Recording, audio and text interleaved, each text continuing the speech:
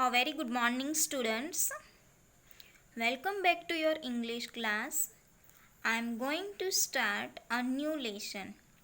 Lesson number 3. The title Cracked Pot. What is the meaning of the cracked pot?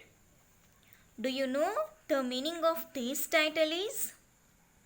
Cracked pot means a broken pot. टूटा हुआ घड़ा.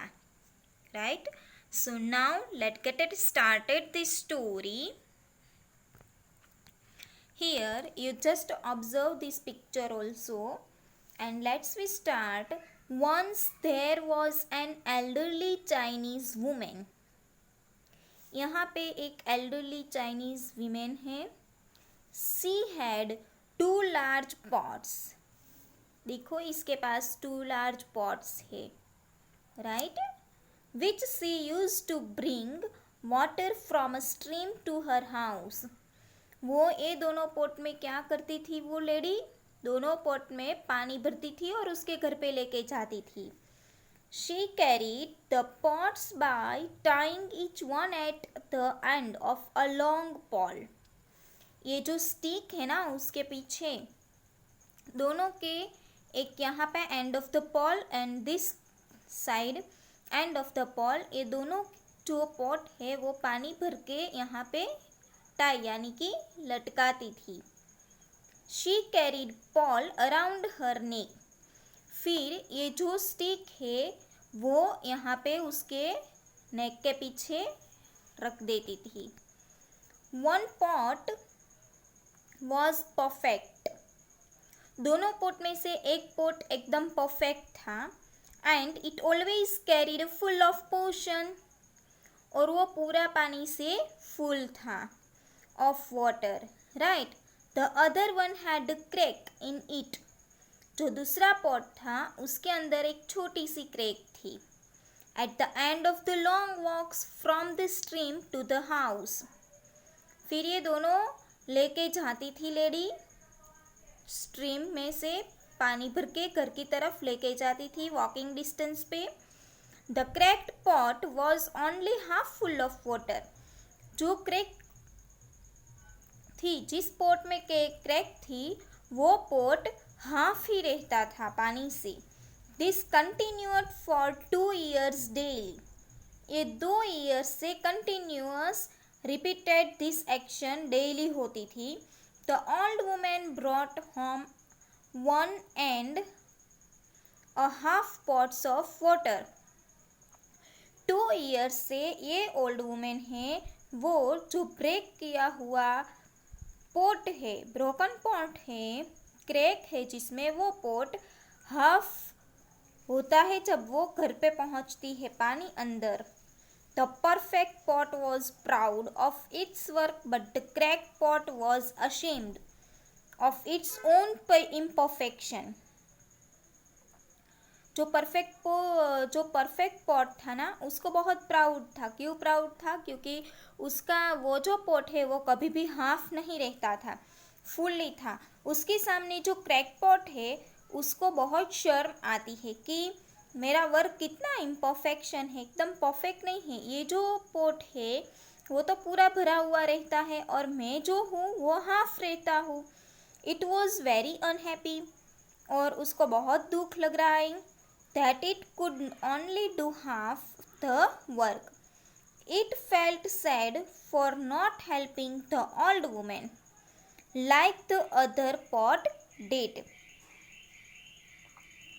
वो बहुत sad था और ओल्ड वुमन को अच्छी तरह से हेल्प नहीं कर रहा था वो पोट जैसे कि दूसरा पोट कर रहा. दूसरा पोट देखो ओल्ड वुमेन का पूरा भरा हुआ था. राइट. और क्रैक पोट था उसमें क्रैक थी उसकी वजह से उसमें पानी हाफ रहता था.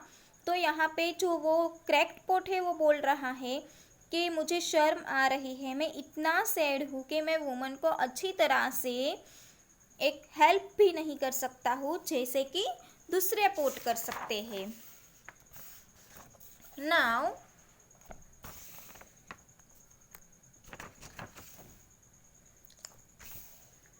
by the end of 2 years, the cracked pot could not bear it any longer.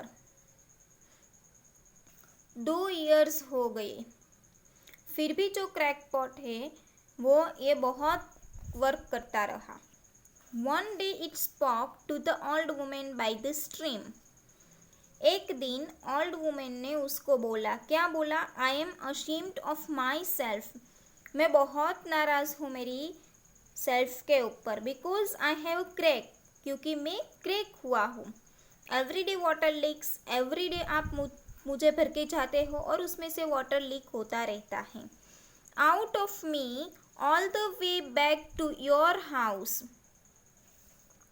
I am not helpful to you. मैं आपको कोई भी तरह वर्क में पूरा आता हूँ नहीं. The old women smiled and said. तो ओल्ड वुमेन ने क्या किया? स्माइल की और क्या बोला? Did you notice the flowers on your side of the path.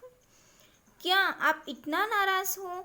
मैं तो कितनी स्माइल करके आंसर आपको दे रही हूँ कि आपने कभी वो देखा है जो आपके साइड, आप जहाँ पे से मैं रखती हूँ आपको, वहाँ पे फ्लावर्स को आपने देखा है? They are not on the other side of the path.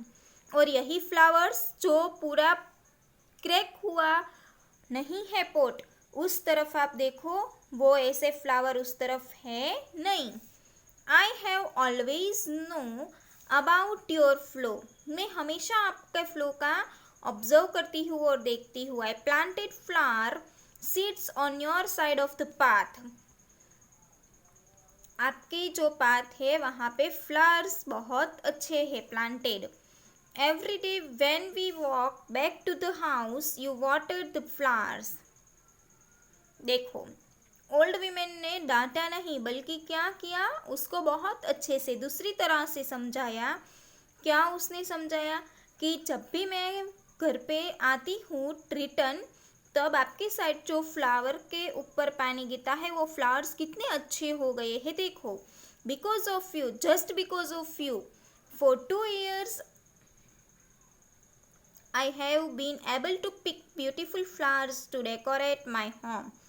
2 years से ये फ्लावर को मैं डेकोरेट करने के लिए लेती हूँ.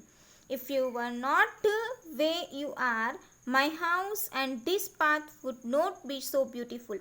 अगर आप क्रैक नहीं है आप में, तो ये ब्यूटीफुल फ्लावर प्लांटेड होगा? नो.